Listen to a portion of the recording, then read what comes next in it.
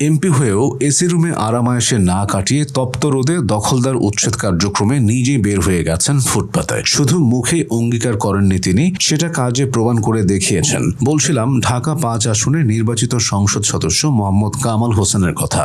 সাধারণ মানুষের যাতায়াতের পথ সুগম করতে তিনি নিজে মাঠে নেমে তদারকি করছেন সবটা। চাঁদাবাজ ও দখলদারদের দিয়েছেন কঠোর হুঁশিয়ারি। তার এই দৃঢ় অবস্থান আমাদের মনে করিয়ে দেয় ইসলামের সেই সোনালী যুগের কথা, যেখানে শাসকরা প্রজাদের সুখ দুঃখের খোঁজে রাতের আধারে পথে বের হতেন। মোহাম্মদ কামাল হোসেনের এই মানব সেবামূলক কর্মকাণ্ড কেবল এখনই নয়, পূর্বেও ডেমরা, যাত্রাবাড়ি ও কদমতলীর মানুষের সুখে দুঃখে তিনি সবসময় পাশে থেকেছেন। করোনাকালীন মানবিক সেবা থেকে শুরু করে দরিদ্রদের কর্মসংস্থান, শীত বস্ত্র বিতরণ এবং মাদক ও ইফটিজিং নির্মূলে তার ভূমিকা প্রশংসনীয়। এলাকার পরিবেশ রক্ষায় বৃক্ষরোপণ, খাল পরিষ্কার এবং রাস্তা সংস্কারের মতো জনগুরুত্বপূর্ণ কাজে তিনি নিজেকে বিলিয়ে দিয়েছেন। অসংখ্য শিক্ষা প্রতিষ্ঠান ও ধর্মীয় উপাসনালয়ের সাথে যুক্ত থেকে তিনি সমাজের আত্মিক উন্নয়নেও কাজ করে যাচ্ছেন।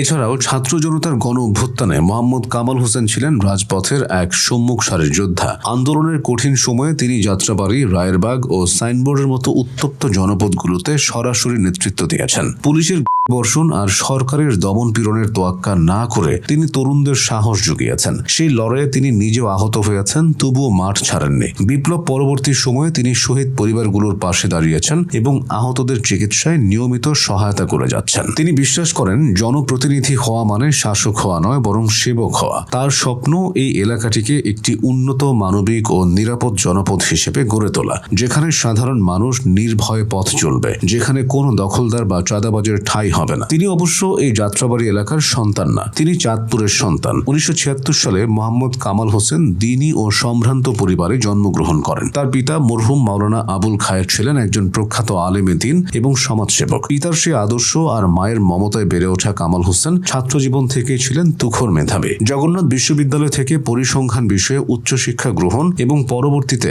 MBA সম্পূর্ণ করে তিনি নিজেকে যোগ্য করে গড়ে তোলেন। ছাত্র জীবনের সেই শ্রেষ্ঠ বিতার্কিকের বাগ্মিতা আজ তিনি ব্যয় করছেন মজলুম মানুষের পক্ষে কথা বলতে। তার রাজনৈতিক জীবনের সূচনা হয়েছিল ছাত্র আন্দোলনের মাধ্যমে, যেখানে তিনি নৈতিকতা ও আদর্শের পাঠ গ্রহণ করেছেন। কর্মজীবনের শুরুতে একটি বিশ্ববিদ্যালয়ে উচ্চ পদে আসীন থাকলেও কেবল আর্তমানবতার সেবা আর বৃহত্তর কল্যাণের টানে তিনি সেই নিশ্চিত জীবন ত্যাগ করেন। ২০০৭ সালে বাংলাদেশ জামায়াতে ইসলামীতে যোগদানের পর থেকে তিনি বিভিন্ন গুরুত্বপূর্ণ দায়িত্ব পালন করে আসছেন। বর্তমানে তিনি বাংলাদেশ জামায়াতে ইসলামীর ঢাকা মহানগরী দক্ষিণ শাখার সহকারী সেক্রেটারি এবং কেন্দ্রীয় মজলিসের শুরার সদস্য হিসেবে কাজ করছেন। একজন মুমিনের জীবন সবসময় কুসুমাস্তীর্ণ হয় না। মোহাম্মদ কামাল হোসেনের জীবনও ছিল কণ্টকাকীর্ণ। বিগত বছরগুলোতে তিনি ভয়াবহ জুলুম ও নির্যাতনের শিকার হয়েছেন। শুধু সত্যের পথে অবিচল থাকার অপরাধে তাকে ৯ বার গ্রেফতার হতে হয়েছে, সহ্য করতে হয়েছে গুম ও রিমান্ডের অমানবিক যন্ত্রণা। তার বিরুদ্ধে করা হয়েছে অর্ধশতাধিক মামলা, যার ফলে প্রায় ৮৫৩ দিন তাকে কারাগারের অন্ধকার প্রকোষ্ঠে কাটাতে হয়েছে।